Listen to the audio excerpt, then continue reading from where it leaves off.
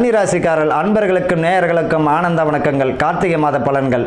இந்த கார்த்திகை நட்சத்திரக்காரர்களுக்கு மிக அற்புதமான மாதமாக தாங்க இந்த கார்த்திகை மாதம் இருக்கும். குறிப்பாக பார்த்தீங்கன்னா இந்த உத்தர நட்சத்திர அரசியல் பிரமுகர்களுக்கு மதிப்பு மரியாதை இருக்கும். அதே போல் கூட இருந்து அரசு பிரமுகர்கள் விலகுவதற்கும் புதுசாக அரசு பிரமுகர்கள் சேர்வதற்கும் வாய்ப்புகள் உண்டு. அதே போல் வாய் நிதானம் தேவை. தேவையில்லாத சலசலப்புக்கு ஆளாக வேண்டாம்.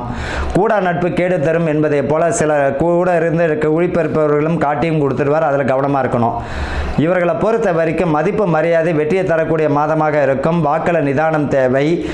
இவர்களை பொறுத்த வரைக்கும் இந்த காலகட்டத்தில் பார்த்தீங்கன்னா பதவி பணி உயர்வு உண்டு. மாணவர்களுக்கு கல்வியில் நிதானமும் முயற்சிகள் கடுமையான முயற்சி செஞ்சாங்கன்னா நல்ல ஒரு மதிப்பெண் பெறுவதற்கு வாய்ப்புகள் உண்டு. தேவையான இலக்கை பெற்று விடுவார்கள்.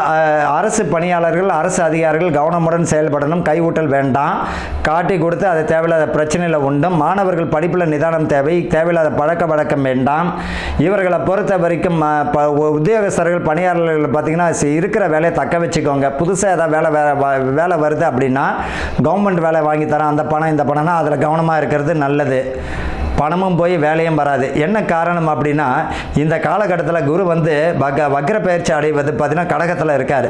அப்படின்னா பார்த்தீங்கன்னா உங்களுடைய சுய முயற்சியில் வேலை கிடைக்கணுமே ஒழிய பணம் கொடுத்து வேலை வாங்கினா பணமும் வராது வேலையும் வராது. அதில் கவனமாக இருக்கிறது நல்லது.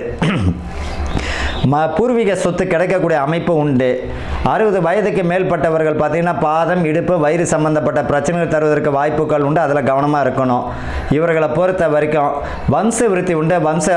குழந்தை பெறுவதற்கும் குழந்தை நிற்பதற்கும் மருத்துவம் பார்ப்பதற்கும் உகந்தமான மாதமாக அமையும்.